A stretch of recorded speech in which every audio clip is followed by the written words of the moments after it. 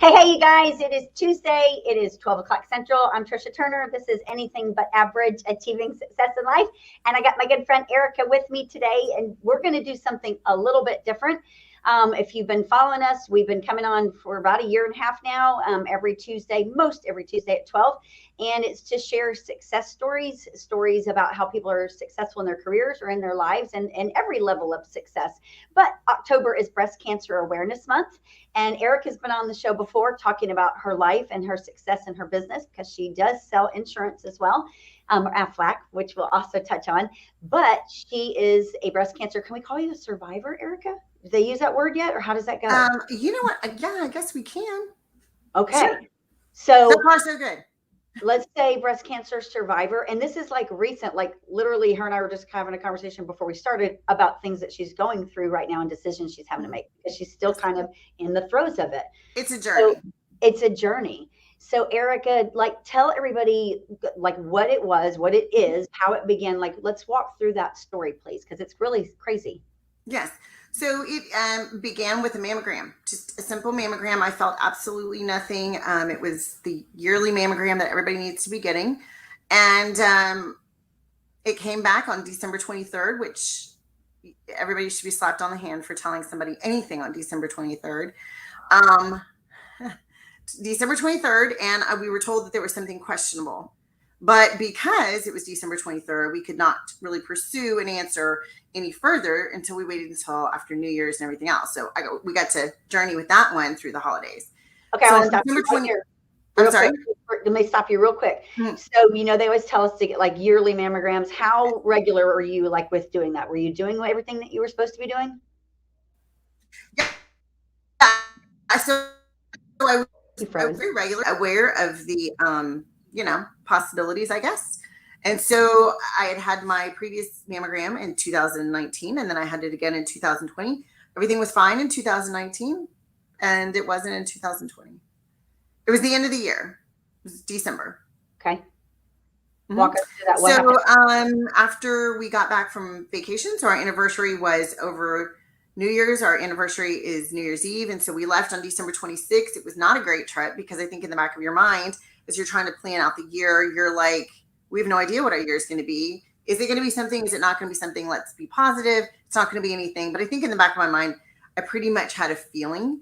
And so January 8th, had another test. January 19th, found out in a hotel room in Beaumont on the way home from a speed skating tournament with my son. So we were on the way home from Florida, and at that point, I really didn't care how I was told. I just needed to know. It'd been a long time. So we found out on January 19th, and that's when the journey began. It was a stage 1 breast cancer. It was called, it's ILC, invasive lobular carcinoma, which means that it came outside of the lobules and was invading into other tissue. So it was inside the left breast. It was estrogen and progesterone positive. So it was estrogen receptor, and HER2 negative, which is very good. Those are the kind of the numbers that you do want. But it was still, I think what I find interesting now, I was a caregiver for my mother, but as a patient, it doesn't really matter what stage you are in because does your mom have it as well? My mom had, yes, same exact cancer. Actually, it's not very common. And I do not carry a gene. We've already done all that testing. So it's just a crazy, funny coincidence, I guess. Not that I think there are any, but yeah. So, so she had stage 4 when they found it. And it was very obvious that she had cancer at the time. It was not obvious for me. I felt nothing. So after that, we went to our first doctor's appointment on the next day. And that kind of became the benchmark of me realizing that this was going to be a tougher journey than I thought with doctors and with behaviors and things like that and protocols and things that I didn't really understand or know existed. So I was given really only one option, which is what truly started to bother me, is I was given just the option of radiation and a lumpectomy, which at that point, having seen my mother go through radiation, I wasn't quite sure that I wanted radiation for a stage 1 cancer. So I really started wondering, what are the other options? Like what are the other options besides just this lumpectomy? And that's what kind of started the whole ball moving, because I started, I guess, bucking the system a bit. And so what I was told by 2 institutions is that I needed to just have the lumpectomy, be a good girl, get the lumpectomy, do 4 to 6 weeks of daily radiation, and I would be fine. And then take, pills afterwards. And so when I started asking questions about the other options, that's when it became pretty obvious that that's not really where they wanted to go. But for me, I had a very strong feeling that doing the lumpectomy wasn't going to solve the problem. I had a very strong gut feeling that there was more cancer than what they were seeing. And I did a lot of research on the kind of cancer that I had and learned a lot about how it behaves. So it wasn't really matching up with what they were trying to tell me. And so I wasn't comfortable with the decision. So then I started digging a little deeper. So did you tell them no, you weren't going to do that? Mm-hmm. So there had wasn't the most popular girl. Some fear creeping in there, because like you're living with cancer in your body, and like if it was me, I'd be like, I want this out of me as soon as possible. Well, so that's really kind of the thing that I think everyone feels, right? So you go to somebody and you are looking for the answer, and you clearly are in real estate and I'm in insurance. So neither one of us are curing cancer on a daily basis. So what do we know? And so you go to them and you think, okay, these are the people that have the answers. But I think, with cancer, when you have a heart attack or something like that, it's very, very quick, like you're making really quick decisions because it's happening like right now, right? Yeah. We can't just wait, get back in a week. But with cancer, we tend to feel that we have to act like right now, right? So you go through the stages of, oh my gosh, I have cancer. Oh my gosh, I'm pissed. And then, oh my gosh, how do we fix this? And oftentimes we just kind of leave that decision with whoever we're talking to, with the person that's got a white lab coat on that says XYZ hospital. And that's where you kind of just turn your life over. And so, yes, it's the train that's already left the station, but you probably have a few weeks to think about this. Like, it's been brewing for a while. So cancer cells just don't pop up and, need to be removed tomorrow. But yeah, the fear comes into that. And that was actually the first thing that clued me in when on my first experience was I was told, we don't need to know anything more about your cancer. This is one day after being diagnosed. I'm sure you don't want the cancer in your body anymore. We can schedule your surgery for 2 weeks from now. You need to do the lumpectomy and the radiation. And I'm like, I'm sorry, wait. I want to know all the options. Yeah. I want to know a little bit more. So yeah, I don't like it. I don't want cancer running around in my body, but I also don't want to make the wrong decision. Mm-hmm. And I want to know everything about my decisions, like about my choices. Yeah. So if I have a choice, then please tell me what they are. And so that began the journey of really understanding that, there are protocols in different hospitals, and you need to be aware of that. There are things that, that are very expensive and that kind of thing. And so I wanted to know more about my other options. And that's the road we went down, and we ended up doing it privately. So I went outside of a medical institution. So I went outside of a big box hospital, and I went to private doctors that did not have a protocol that they needed to answer to for the hospital. Okay. And they could do whatever you wanted them to do. And they were unbiased about your options. And that's what I was looking for. Do you regret any of that? Not 1 minute. Not 1 minute, because it actually saved my life, to be honest with you. So if I had done the lumpectomy and the radiation as I was instructed to do in 2 different places, I was even told that I was making too much out of my stage 1 cancer, which was just hard to believe, right? Yeah. I've had one oncologist in Chicago tell me that in the top 10 things he's ever heard from a doctor or from an experience, that ranks at like number 5. In all of his years, you just don't say that to somebody. No. Yeah. So when they removed the cancer finally, so I opted to have a double mastectomy and reconstruction. So when they did that and they removed the tissue, they found that there were cancer cells forming on the left side of the breast that would not have been radiated and would not have been removed. And so in 2 years, if I were lucky, because it just depends on how fast the cells would have grown, it would have depended on, what kind of cancer it would have been. Because just because I had an ILC here doesn't mean the other side is going to be the same. It could be different. Sure. It could be more aggressive. It could be a completely different animal altogether.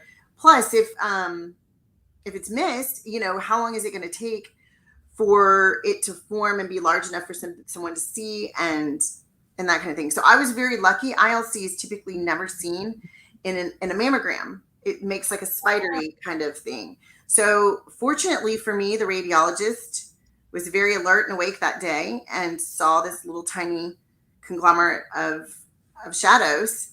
And so there was no bump or anything, right? I'm sorry? There was no bump or anything that you could ever feel, right? Because you're supposed to self-check everything. It was literally the size of rice. My life has been flipped upside down for something the size of rice. So you get this double surgery thing done, and then are you thinking it's going to be like all smooth sailing from there?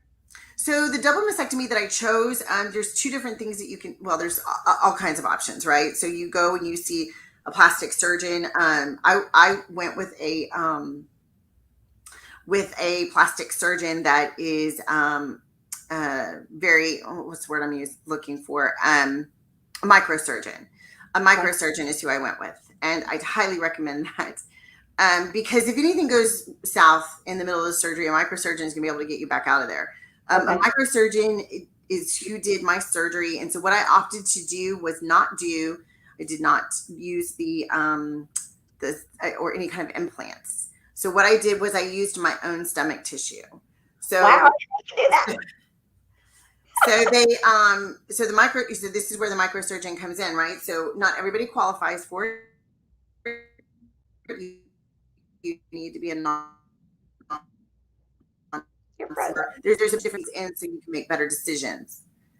So that was done. It was 10 and a half hour surgery. Holy crap.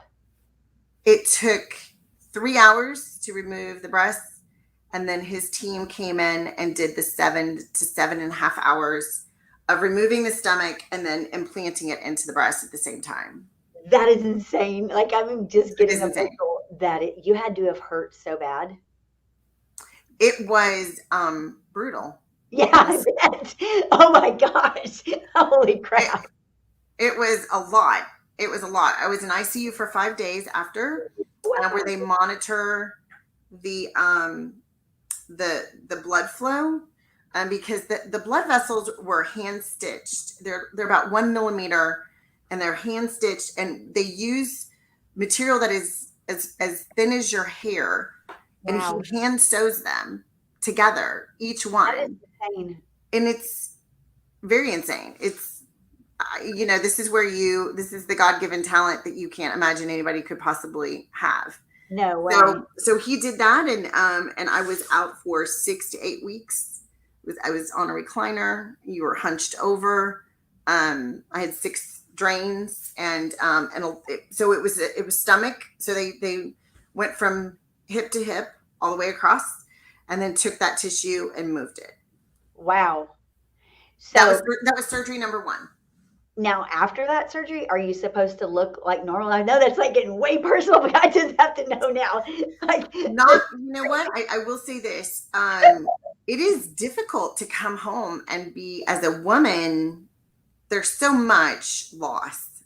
I bet. As a woman, right? So does it look a little like it did before? Kind of.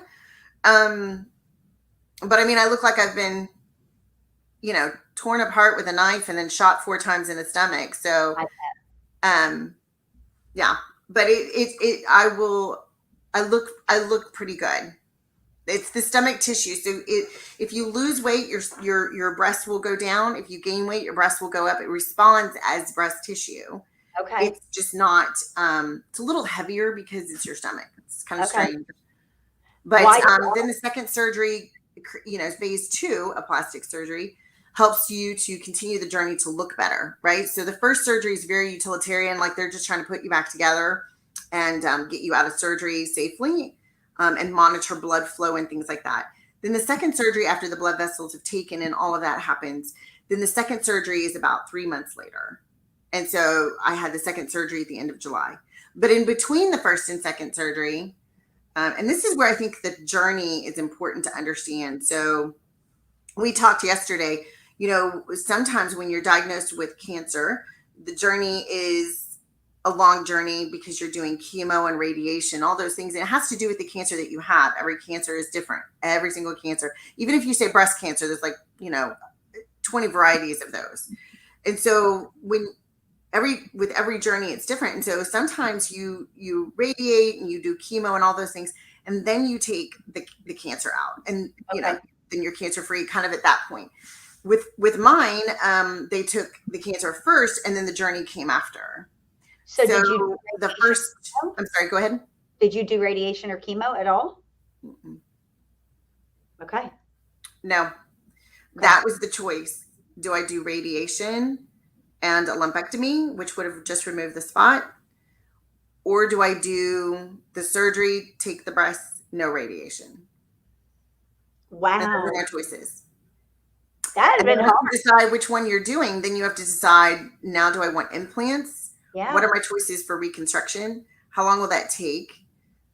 What's the time in that? What goes on there? Yeah. Because that decision is also a part of the first decision. They're going to take your breast and do whatever the next one is kind of at the same time. So you need to know. So if I had done an implant, it would have been a much shorter surgery, and it would have been less on my body. I bet. The first time. Yeah. Yeah. Wow. Okay. So what happened then? So then after the first surgery, then we had, we ended up 21 days later thinking we were completely out of the woods, and I ended up with 2 blood clots in my legs, and then one that passed from my heart. And that was the beginning of changing a lot of things at that point, because now we had a blood issue as well that we couldn't quite figure out. But we kind of called it a fluke, and we just kind of kept moving. They put me on blood thinners, and we arranged for surgery number 2, never dreaming that it would happen again. And so surgery number 2 was at the end of July, and it was hysterectomy, ovaries removed, and then second phase of the plastic surgery. So the ovaries were removed because of the estrogen part. So that was a way for me to stop the production of estrogen because I was premenopausal.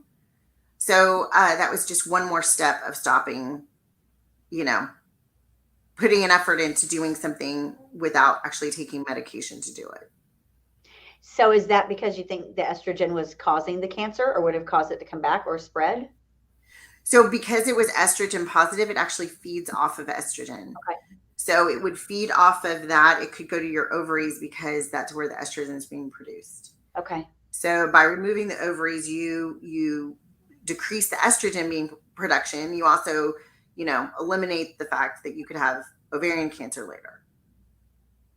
It's crazy. Crazy. Again, stage 1, size of rice, supposed to be easy. Of all the choices you have, of all the things you could get. And obviously it could obviously be so much worse. So I'm truly blessed. But after the second surgery, we did all the precautions. We had leg pumps on my legs at home. I was doing blood thinners. I was doing injections in my stomach every day. 9 days later, I had 3 pass through my heart and into my lungs, blood clots. So I had 3 pulmonary embolisms in the middle of the night. That is just crazy. Crazy. I've had 16 surgeries prior to this, never had a blood clotting issue. So we're still kind of wondering why. But I think the thing that people need to know about breast cancer is, or any illness that you have, sometimes it's not the actual illness that you're fighting. Sometimes it's all the things that you're doing to fight that illness that are creating issues. And so that's kind of where this went. My cancer was removed, on April 2nd, but the journey just keeps going. And so because of the blood thinning and all of that, I had a lot of bleeding issues after the second surgery and was put on bed rest for 3 weeks. So I've been off of bed rest for a month, and so you're just kind of, I think once you have cancer, you're always kind of looking around, looking behind your shoulder to figure out, like, to be very cautious. The one thing I think helped me a lot, and I say this often, is that everyone needs to be extremely aware of their body. One thing that people always tell me is, I would never have gone in, I wouldn't have paid attention. You really have to. Yeah. Because when something is not right. And I've had to go to bat for myself in situations, asking for CAT scans to be done when they said, you don't have any symptoms of a pulmonary embolism. And then yet here we go, we do the test and there it is. And so you have to be aware of your body and know when something's, worthy of getting out of bed. And, nobody wants to go to the emergency room at 1 a.m, especially my husband sitting in the parking lot. Yes. But you have to know your body and know what you think. And, I was right. There was more cancer that nobody knew existed, and I would have been doing it again. And I was right. There were pulmonary embolisms. There was something seriously wrong, even with a gut feeling. And so I think that's really important. If you're going through that journey, to be really super aware of your own, your own body, and be in tune and pray. Yeah. Yeah. And that's what I was just gonna say, like, when you look at how your journey started, it was December 23rd last year, and now we're in October. Yes. You're still dealing with things. So that was like life changing. And then you talked about all the surgeries that you've had, and then being on bed rest and being at home. Like, for people in the work world, people that aren't business owners and things, like, what would you have done? And what was something that sustained you during that time? How did you sustain yourself? So, I work for Aflac, and never in a million years did I think that I was going to be a poster child for something I talk about every day. I tell people every day about this scenario. And I do get responses from people that, they're like, oh, I don't have cancer in my family. Well, if only that were it. Like, that's not really the determining factor of whether you're going to get cancer or anything in that response. So what I do for a living is what I use to sustain myself. So I had Aflac policies. There's short-term disability, which covers your paycheck at a rate of 60%, which is all we're able to do by law. So you have that. And then you have a cancer policy. So a cancer policy is, a $9.10 investment, or $50 if you're around $50 if you're private, if you're just getting a personal cancer policy. I had critical care, I had hospital, and I had cancer policies. And right now, as of now, from those three policies, I think the last balance check was $28,000 is what I've received from Aflac. Wow. So what I've paid in isn't, like, I think it's maybe $2,500-3,000 over a 2 to 3 year period for all of those policies. So just it's a very you just have to adult, right? Because nobody nobody's going. If I set up a GoFundMe account tomorrow, I would not receive $28,000. No. And I did not have chemo or radiation. I was still able to work in and out of some of these things. I was back for like 4 or 5 weeks, and then I went back out again. But you have to be somewhat prepared. When I tell people all the time, when you go to a mammogram or a colonoscopy, no one is looking for a Tonka truck. Like, we are looking for the smallest thing. And through the years, we have gotten so much better with what we're looking for, how small this could be. 20 years ago, they may not have ever found what they found in my mammogram, but they did now because we've come so far. So with that, you have to also know that your chances of being spotted on this thing is going to be higher. So for a mammogram, it's 1 in 8. Do you know how many people get mammograms a day? 1 in 8 will have something come back. Okay. For cancer, just in general, for women, it's 1 in 3. For men, it's 1 and 2. Ooh. So when you go to those exams and we get dressed in the morning and we go, oh, we're just going to go get, our mammogram. And I encourage everyone to get their mammogram. It's October. It's Breast Cancer Awareness Month. Yep. But please know that when you go in there, like, no one can really help you after that. There is no insurance you're going to be able to get. If it comes back positive, you're not getting life insurance. Like, once you kind of cross that line, you're there. I can't get additional life insurance. I can't, I couldn't get a cancer policy right now because I'm dealing with it. Yep. And so those are the things that I do as a district coordinator with Aflac, is I try to let businesses know that these options are available to their employees, and it doesn't cost a business anything, and it costs an employee very little, about $9 a week. So if you can afford a Whataburger meal or, a venti latte, you're probably going to be able to afford this. But you should never walk into a mammogram, in my opinion, just my opinion, and only because I've experienced it. Or, I had cervical cells found 2 years ago just from a pap smear. So, these things are meant to find something. And if we're doing our job, we're going to find something early. And that's the key, is early detection. Yep. But early detection is still detection. It's still, they found something. And so you have to kind of be prepared. And that is literally what we did to sustain ourselves. My daughter graduates from nursing school at HBU in 60 something days. The first thing I thought of when they told me I had cancer is, oh my God, I'm still paying for college. I have 2 other children in college. So, we hear it all the time. People having, their kids have to come home because the expense of cancer is so astronomical. Yeah. We blew through my deductible, my out-of-pocket max, all of that stuff before we ever, and they ask you to drop, $2,000 even with insurance. And that's your portion. And so you can't say no. No.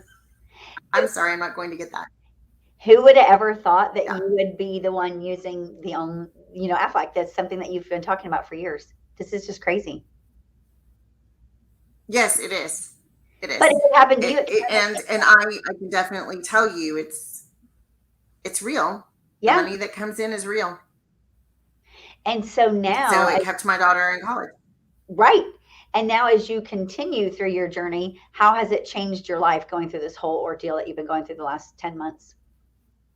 Oh my gosh. So when I found out, I walked downstairs. Well, I took an elevator downstairs into the lobby, and I had to call my husband to let him know when I was in Beaumont. We were on our way home. And I looked outside and I thought, gosh, those leaves are really green. And it just makes you more aware of the people in your life, the how sweeter life is. I honestly, while it is the worst thing, you don't want cancer, it is in many ways a gift, because it does. It's like your glasses aren't as foggy anymore. Like, things are a little clearer. Priorities are different. Excuse me. I'm not worried about some of the things I used to worry about. Made you relax. I'm more aware of things. Yeah. I need some water. That's okay. So going forward, I know it's okay. I know things are different for you because you went through this now, and you have to monitor everything that's going on. And you were doing everything that you could do. And you were doing all your checkups and everything. And this is Breast Cancer Awareness Month. And so do you think there's anything that you could have done differently, should have done? Any regrets? No. I really don't. I'm so sorry. I don't know what that was. No, it's okay. When a lot of people, when you hear them going through breast cancer or any kind of cancer, automatically everyone's just like, oh, you're at MD Anderson, then you must be at MD Anderson. And here you chose to go an alternative route, which I wouldn't have even thought of. Like, why would you? Right. That's the big box. Like, everybody goes there. That's where you're supposed to be safe, but you didn't. And look at the outcome. It saved your life. Yeah, I think I wasn't, like I said, the first experience that I had wasn't great. Oh my goodness. It's okay. I know the first experience I had wasn't great. And so I think that's what alerted me to be more open to thinking clearer and really not just handing over to somebody that I don't know Yeah. based on, my mother went to MD Anderson. It was amazing. They saved her life. But I think that you do have to kind of go back to, what do I feel? Yeah. Like, what is my gut saying about this situation? Even if it bucks the system, what is your gut saying about it? And Yeah. I just didn't feel comfortable. There was just something that was nagging me that said that this was not the right decision. And So now, so going private is what I did. I do not regret any of it. Normally you never really get a chance to see if your gut was right. And I did. yeah, which is amazing. That Miss reinforces everything that you were fighting for. You were like, I feel like this is something that we need to be doing, and nobody was listening to you. But you're headstrong, and you're like, no, no, no, this is what we're going to do, and this is what I'm going to do. And I love that, because so many people get overwhelmed with the unknown, and then they just do whatever somebody tells them to do, and it can be detrimental sometimes. And for you, you stayed strong. Well, I took a deep breath and I realized that I didn't have to make a decision right that moment. And it bothered me that somebody was asking me to. And that was that was what alerted me. It was a fear close. And whenever someone tries to use a fear close on me, I'm not happy. It's not good. It's not good because there's a reason typically. And so when that started, I was like, something is off. I don't understand why someone would try to get me into surgery in 2 weeks. What's going on here? And why is there such a push for radio research? And again, everybody's cancer is very different. Some cancers are absolutely required to have radiation, and and they're further along. And I would have done that if that had been my only option. But it wasn't. And that's the thing that caused me to go down a different road, was what are my other options? And what are if you're telling me that this is the same as this, then it's my choice at that point, what I want to do and how I want to go forward. I love it. So I don't regret anything. And if I'd done something different than what I did, if I had done in my particular situation, and again, I want to stress that everyone's cancer is different. Everyone's journey is different. Everyone's decision is different. In my particular situation, had I gone with what I was told to do, I would be going through cancer again in a year or two. Mm-hmm. And if I was lucky, if it was caught, and if it wasn't metastatic. No, I'm so proud of that's what makes it different. So now that you've gone through all these surgeries and you're recovering or recovered, a lot of it was recovered. Yes. Moving forward, back at work, back grinding. Yes. So I went back to work. I tried to come back early and that didn't work out. And so I was told to go back home, which I did. And so I came back about 4 weeks ago, full time. So it's a gradual reentry when you come back. You don't just, hop in your car and go at 100%. And so my surgeon was very smart. She was like, okay, so the first week you may go 35 miles an hour and no freeways. And so I had several nurses call me and go, what is that? So I think she was just trying to, if I could just go out there, I would be 100% on a freeway like a mad person. And so by going 35, I could stay in full sure and that's it, So that's how she kind of made sure I didn't just go out there the first week and do too much. I'm so glad that you're coming through this like you are and so strong. And you're like such a testimony because, we're all friends. We have a big group of people. Mm-hmm. So we've all been watching you go through this, and it makes us more aware of, because you can put off a mammogram and all the stuff that you're supposed to go do. You're like, I don't have time for this. I'll do it next year. And then next year. And it's like that little piece of rice, size of thing that was cancer inside of you has caused you havoc for months, 10 months, and will be forever part of your life. Correct. And while it was a size, the size of rice, and this is also very important, I think, to say here. It was the size of rice, but it was a level 3. So once they removed it, it would have been better if it had been bigger and a level 1 than to have been a level 3 of anything. So a level 3 is the highest level. It's a very demonic cancer. It's very bad. So had I waited 6 more months, things would be different today. So had I waited a year, and had not gone to get the mammogram, things would be very different today. Grateful. So I'm very thankful that I went in December and had the mammogram done. And now I had the policies to help me pay for all the stuff that was coming. Yes. But I had no idea it was coming. Yeah. And this was not on my calendar at all this year. Now when you're out like doing your sales calls, you're like speaking, because for one, you already speak from the heart, but now you're like speaking from experience. Like this can be part of your life in an instant. Your life can change in an instant. And are you prepared? Yes, in an instant. And I say, one phone call can change your life, and it does. I mean, one call is all that it is and things will change. Whatever was on your calendar before is no longer there. Priorities change. Your perspective changes. Your thankfulness changes. All of it changes. And just a little tiny phone call. I'm happy that you're better. I'm sorry? I'm happy that you're better and everything's going to be okay. It's going to be okay. It's going to be fine. Yes. But it is definitely a journey. And I do always want to say this. So caregivers, oh my gosh, that's the other part of this whole situation, is that you have people around you that are taking care of you, and their journey is just as hard, if not harder. So when we found out, I told my husband that I was really sorry, because I've been a caregiver before, and it's a hard one because they're supposed to keep going on with life. They handle the bills. They handle, the insurance. They handle getting your children to and from things now because you can't. They're with you at doctor's appointments. They're still trying to work and still trying to be there for you.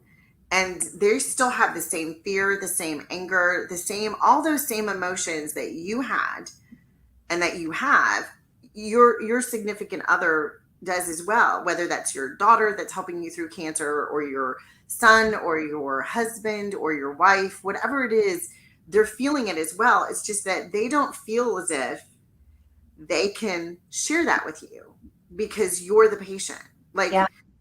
So it doesn't really, for them, it's very difficult because there's no outlet. Like there's no way for them to seek. I mean, and there are places that they can go and people they can talk to, but I really would, if you're a caregiver and you're listening to this, please, find someone to talk to, because it is a super hard road for them.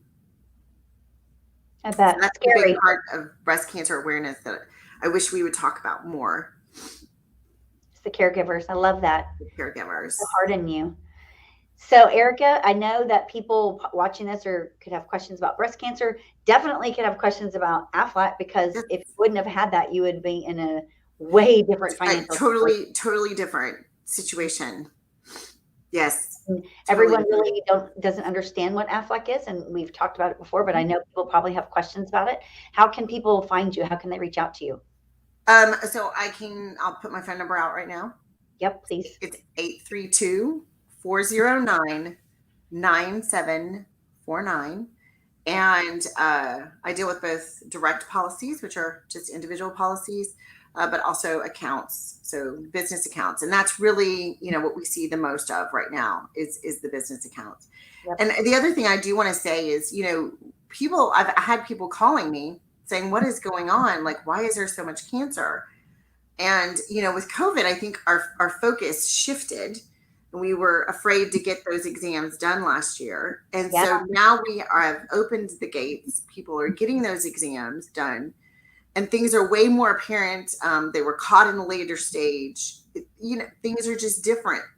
If you didn't get your mammogram done in 2019, then you probably didn't get it done in 2020. And now you're sitting here saying, oh, I need to get that done in 2021. Please do not walk in there without some kind of protection for yourself, because statistically your chances are higher now. And so that's why we're seeing such an increase in cancer. It's not really that we see an increase, it's that nothing has been seen in 2 years. Yep. Makes sense. Yeah. I didn't think about it like that, but you're right. Yes. It's scary. Yes. Yeah. Thank you so much. And it's going to be a little bigger than it would have been because you didn't get it, it's not going to be the early stage. Yeah.